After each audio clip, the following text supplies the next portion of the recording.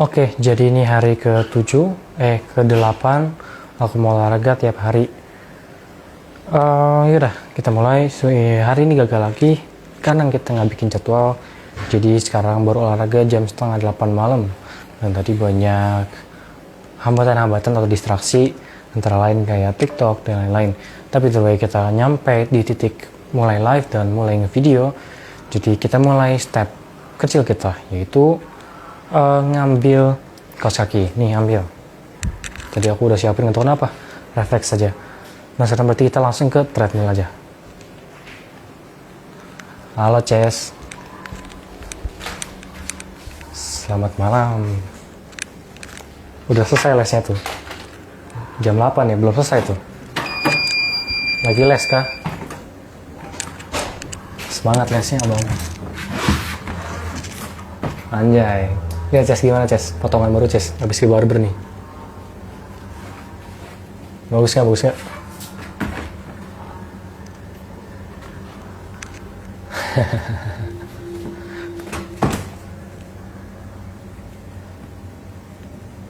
Halo.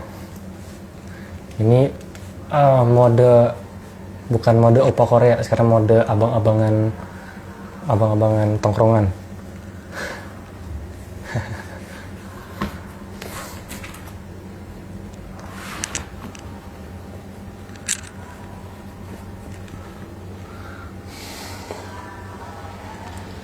Masih di ini Ces, masih di inten.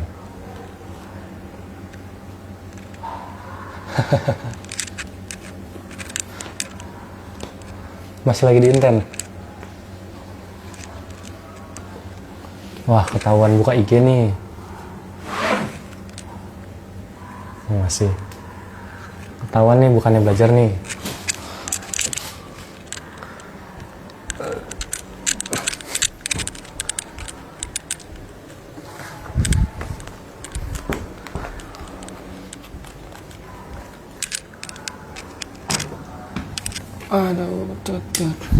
Oke.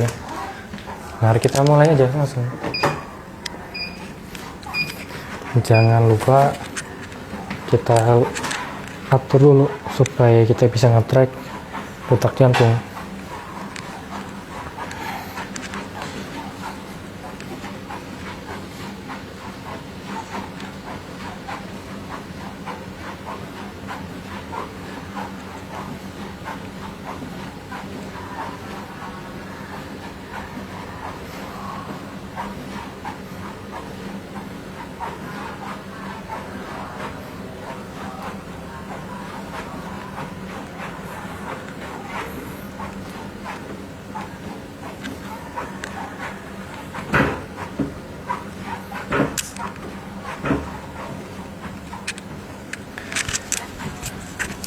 Oke, jadi di hari ke-8 ini kita kecepatannya masih di 2 dan incline 15 derajat ya. Dan kita langsung latihan ngomong Inggris lagi. Mantap.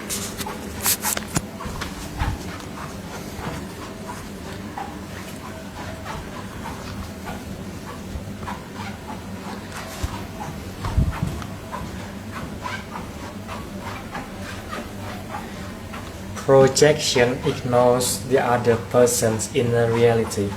When we are projecting, we assume the other feels and thinks as we do. This tendency was noted long ago by the 18th century philosopher David Hume, who observed a remarkable inclination in human nature to bestow on other people the same emotions we observe in ourselves, and to find everywhere those ideas which are most present to us.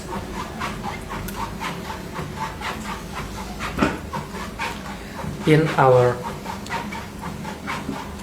own minds.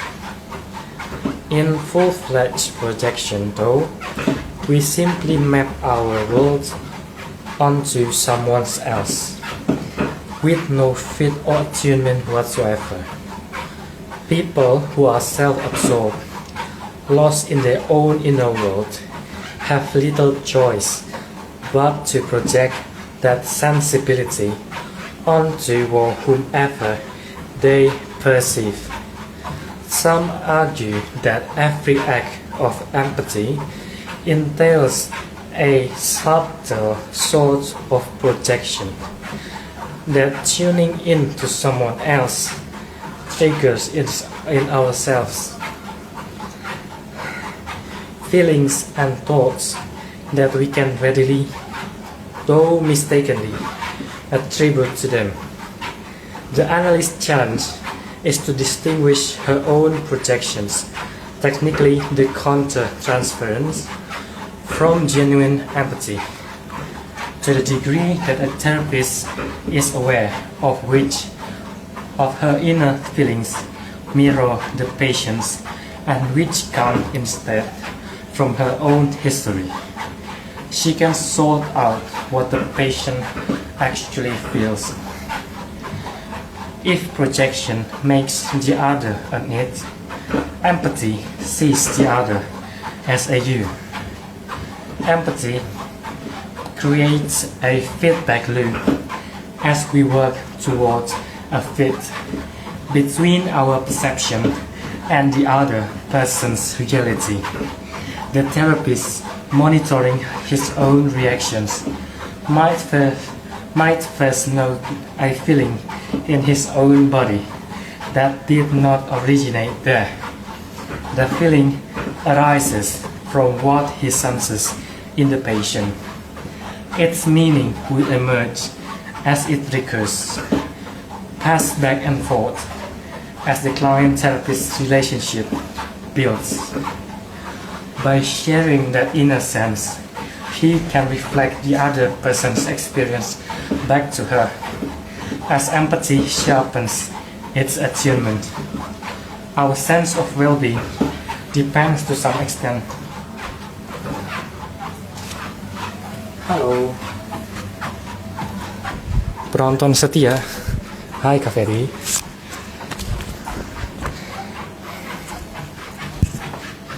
He can reflect the other person's experience back to her as empathy sharpens. Halo Kak Ferry, selamat malam. Hari ini gagal lagi ngejadwalnya, jadi malam-malam lagi olahraganya. Semoga besok tidak gagal lagi.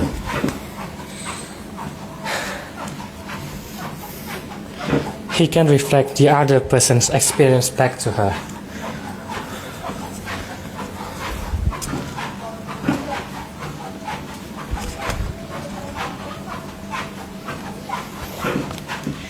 He can reflect the other person's experience back to her as empathy.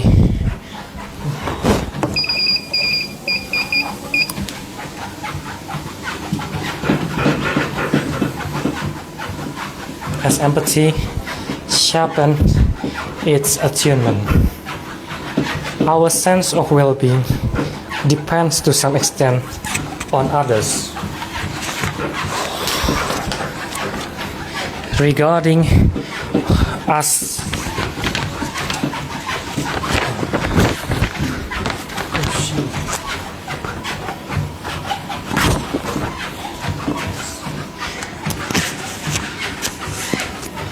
our yearning for connection is a primal human need.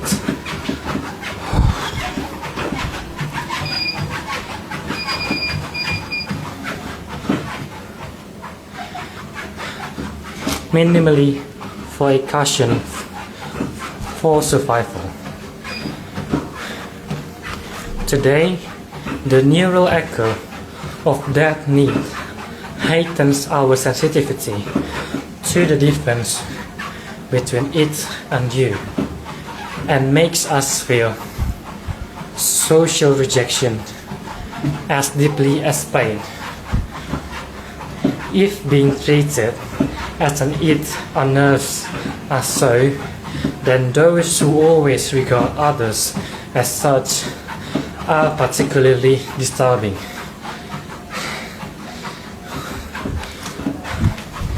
The Dark Triad.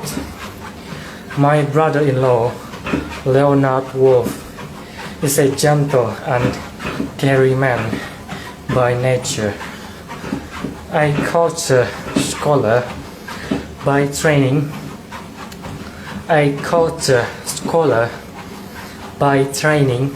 and also an expert in the terror and horror genres in film and literature.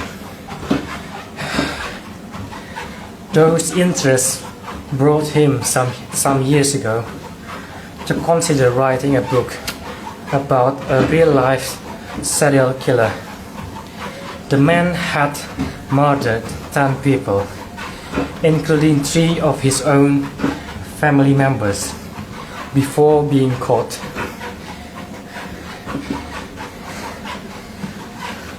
The murders were horrifyingly intimate. He strangled his victims. Leonard visited the murderer in prison several times. Finally, he worked up the courage to ask the one question that most intrigued him. How could you do such a terrible thing to people? Didn't you feel any pity for them? To which the killer replied very matter-of-factly, "Oh no, I had to turn that part of me off. If I had felt any of their distress, I couldn't have done it." Empathy is the prime inhibitor of human cruelty. Withholding our natural inclination to feel with another allows us to treat the other as an it. That strangles, chilling phrase, "I had to turn that part of me off," alludes to the human capacity for intentionally capping off our empathy, for turning a cold eye and ear to another's plight, suppressing our natural inclination to feel with another unleashes cruelty. When being tuned out of caring is a person's defining trait,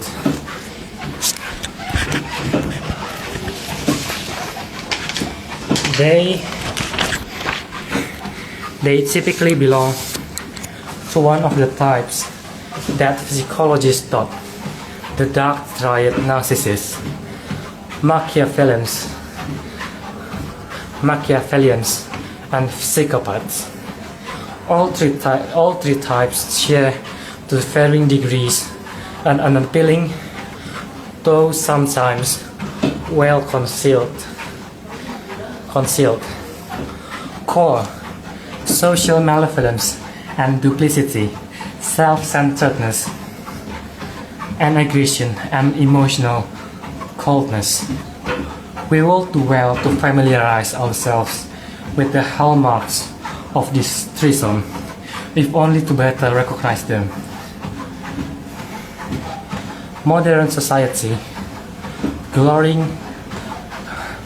glorifying me-first, motivates and worshipping celebrity demigods of greed unleash and vanity idealized, maybe inadvertently inviting these types to flourish. Most people who fall into the dark triad do not qualify for a psychiatric diagnosis, though at their extremes they shade into mental illness or become outlaws, particularly psychopaths. But the far more common subclinical variety live among us, populating offices, schools, bars, and the routine byways of daily life. The narcissist dreams of glory.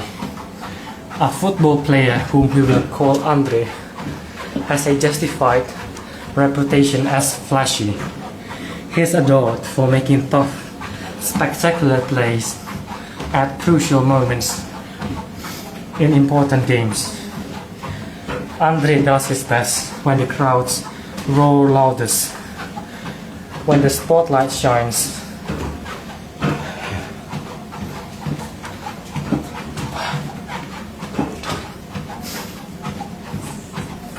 Mulai.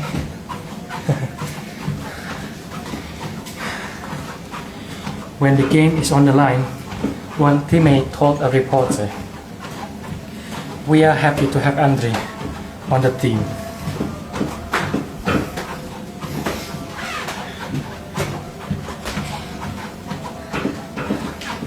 But that same teammate also added, "Andre is a real pain in the neck. He's chronically late to practice and struts around like he is God's gift to football. And I don't think I've ever seen him throw a decent block for another player. Moreover, Andre has a habit of blowing easy plays, especially in practice or in games with little significance. And on one infamous occasion, he nearly got into a fight with a teammate who passed the ball to another player instead of to Andre, even though the other player scored." Andre embodies garden variety narcissism. Such people are driven by one motive, dreams of glory. Narcissists, though bored by routine, flourish when they are facing a difficult challenge. This trait can be adaptive in domains where performance under stress counts, from litigation to leadership. The healthy variety of narcissism originates in a well-loved infant's notion that she is the center of the world, that her needs are everyone else's priority. In adulthood, the same attitude matures into a positive self-regard that gives her confidence appropriate to her level of talent, an essential ingredient for success. Lacking such self-confidence, people shrink from deploying whatever gifts or strengths they may have. Whether a given narcissist is healthy or unhealthy can be gauged by their capacity for empathy. The more impaired the person's ability to consider others may be, the less healthy is their narcissism. Many narcissists are drawn to pressured, high-profile jobs.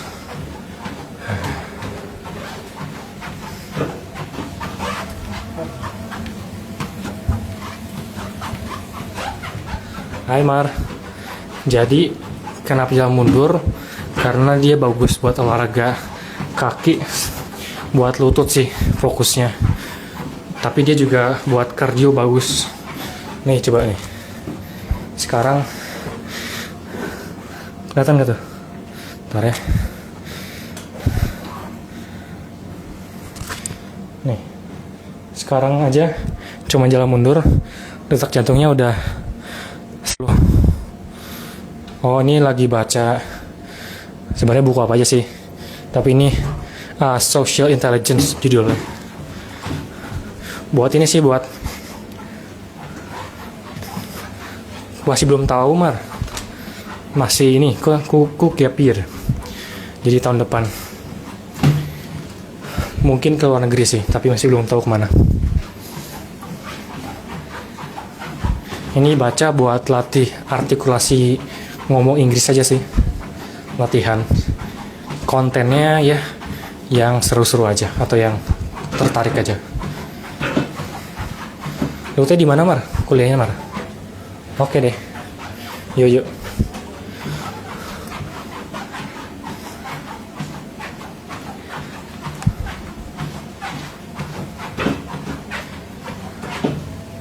Oh, Unpar. Oke, sip. Berarti masih di Bandung ya. Kapan-kapan ketemu kalau mau. Main bola. Sok. Kalau mau lift.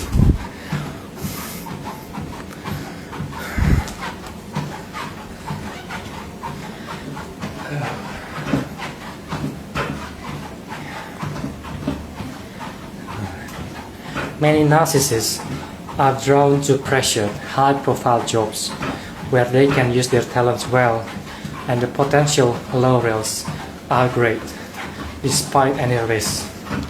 Like Andre, they make their best effort when a grand payoff beckons.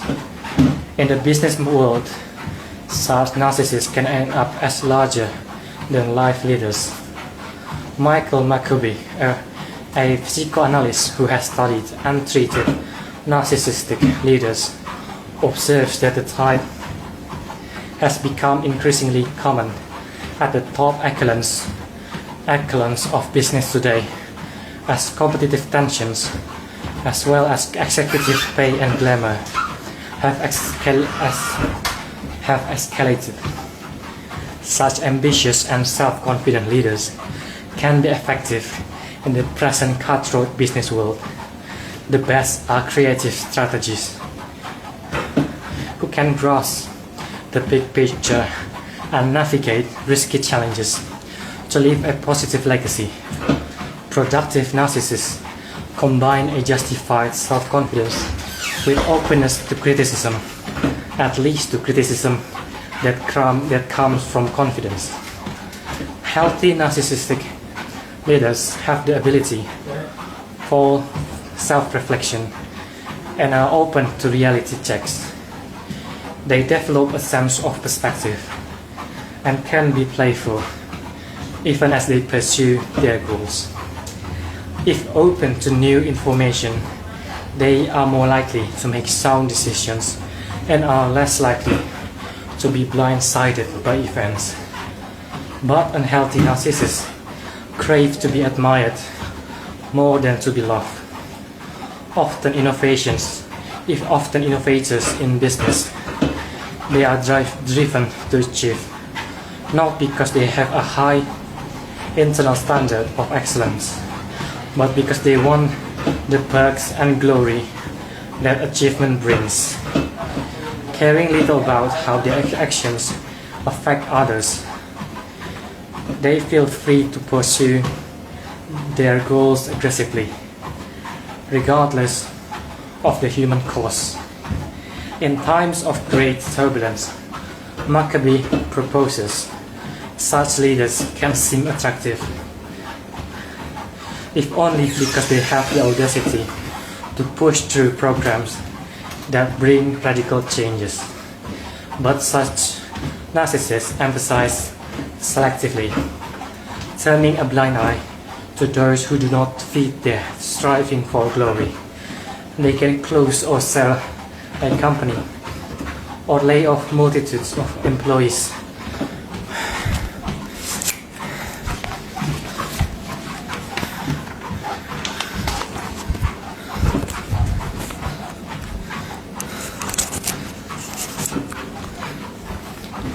Without feeling an ounce of sympathy for those for whom those decisions are personal disasters. In the absence of empathy, they have no regrets and are indifferent to the needs or feelings of their employees. Unhealthy narcissists typically lack a feeling of self-worth. The result is an inner shakiness that in a leader, for example, means that even as he unfurls inspiring visions, he harbors a vulnerability that closes his ears to criticism. Such leaders avoid even constructive feedback, which they perceive as an attack. Their hypersensitivity to criticism in any form also means that narcissistic leaders do not seek out information widely. Rather, they selectively seize on data that supports their views, ignoring disconfirming facts. They do not listen but prefer to preach and indoctrinate. While some narcissistic leaders get spectacular results, others create disasters when they harbor unrealistic dreams, lacking any restraint and ignoring wise counsel. They drag the company down the wrong track. Given the large number of narcissistic leaders at the helm of companies today, Maccabee warns organization must find ways to force leaders to listen and take others' views into account. Otherwise, such leaders will likely stay isolated behind a wall of sycophants who will be supportive no matter what. One narcissistic CEO came to Maccabee for psychotherapy to learn why he so readily flew into rages at the people who work for him. He would take even helpful suggestions as lights and turn on whoever had made them. The CEO traced his anger to childhood feelings of being unappreciated by his aloof father. No matter what he accomplished, his father wasn't impressed. The CEO realized that now he sought emotional restitution in the form of unstinting praise from his employees, and that he needed to hear it in abundance. But when he felt underappreciated, he became enraged. With that insight, the CEO began to change, even learning to laugh at his craving for applause. At one point, he announced to his top team that he was in psychoanalysis and asked what they thought. There was a long pause.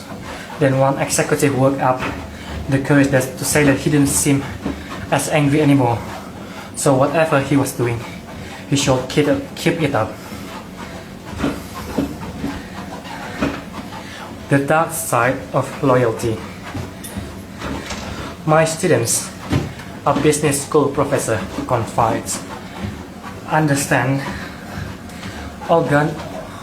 organizational life as a kind of Vanity Fair in which those who want to get ahead can do so by playing to the vanity of their superiors. One plays this game, his students know, by using outright flattery and adulation. Enough sycophancy, they believe, will lead to promotions. If in the process they have to withhold, downplay or distort important information, so be it. Through guile, and with a bit of luck, the hard consequences of that oppression will fall on someone else's watch.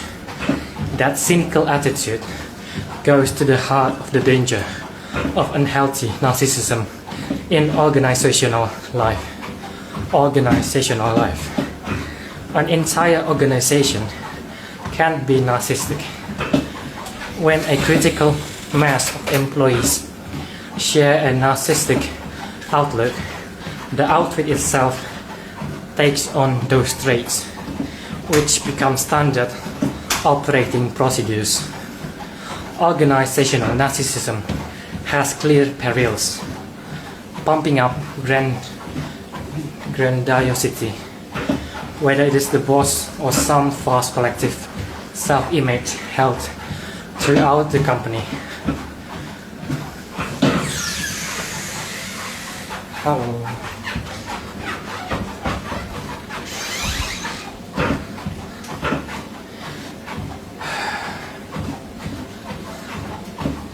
Healthy dissent dies out, and any organization that is cheated of a full grasp of truth loses the ability to respond nimbly to harsh realities.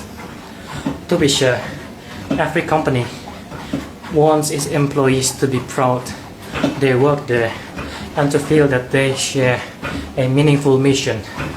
A bit of well-founded collective narcissism is healthy. Trouble creeps in when that pride builds on a desperate grasp for glory rather than on real accomplishment.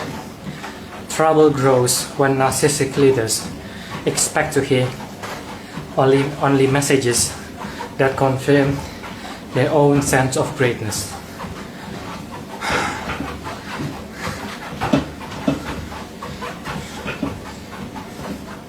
And when those leaders turn against bearers of bad news, subordinates naturally start to ignore data that do not fit the grandiose image.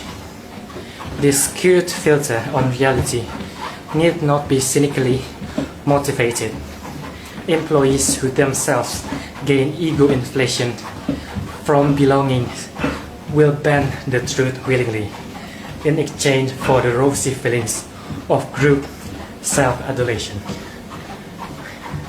A poignant casualty of such malignant group narcissism is not just truth, but authentic connection among co-workers. Everyone tacitly colludes to maintain their shared illusions. Suppression and paranoia drive. Work defaults to a charade.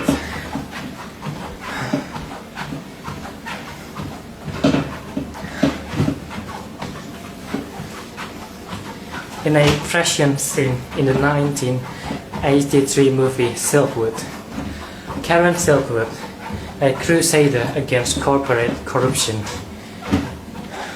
watches a manager at a manufacturing plant retouch photos of wealth on fuel roads. They are headed for nuclear reactors. He is making dangerously faulty work seem safe. The manager seems to harbor no second thoughts about his potentially lethal core. He's just worried that the plant's late delivery of the fuel rods might hurt business and so endanger the people who work there. He thinks of himself as a good corporate citizen.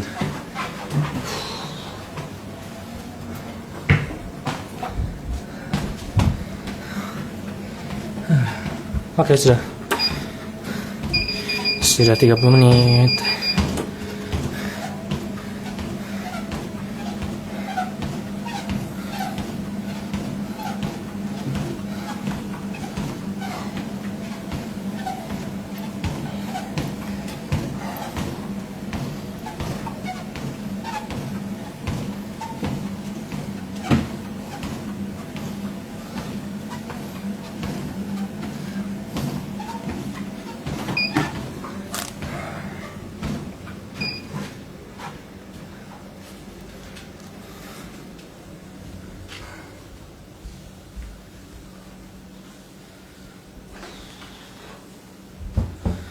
Oke, jadi ini hari ke-8 refleksi hari ini. Tadi hari ini kita nggak ngejadwal, jadi olahraganya jadi kemalaman. Besok semoga kita ngejadwal dan olahraganya lebih pagi. Mungkin sekitar jam 4 atau jam 5. Secara habit, ya tadi mulai tapi nggak jelas mulainya karena otak aku mikirnya nggak langsung, oke, sekarang olahraga, berarti sekarang pencet live, berarti sekarang ambil kaos kaki, semuanya gampang kan? Tapi enggak, aku malah mikirnya waduh harus 30 menit, dan itu salah. Walaupun aku udah jelasin, tapi terkadang masih suka lupa. Jadi besok ditekankan lagi bahwa yang harus dilakukan adalah cuman mulai live dulu aja. Tapi abis itu sih, setelah abis itu live langsung ambil kaos kaki dan abis itu olahraga. Abis mulai di treadmill sebenarnya gampang banget, 30 menit nggak kerasa. Tapi susah itu buat mulainya. Nah, secara fisik tadi olahraga totalnya 30 menit, tapi dapat aerobiknya cuman 24 menit. Karena tadi di awalnya kurang tinggi, jadi heart rate-nya lama naiknya. Jadi mungkin besok bisa dinaikin dulu dengan kecepatan 3 dan incline 15. Baru nanti kalau udah agak capek diturunin lagi supaya maintain pace-nya itu 2,1 km per jam dengan incline 15 derajat. Oke, jadi jadwal. Ingat bahwa cuman mulai live dulu aja. Dan mulai olahraganya dinaikin dulu intensitinya supaya nanti dapat waktu aerobiknya dalam 30 menitnya lebih banyak lagi. Oke, see you in day 9 berarti ya.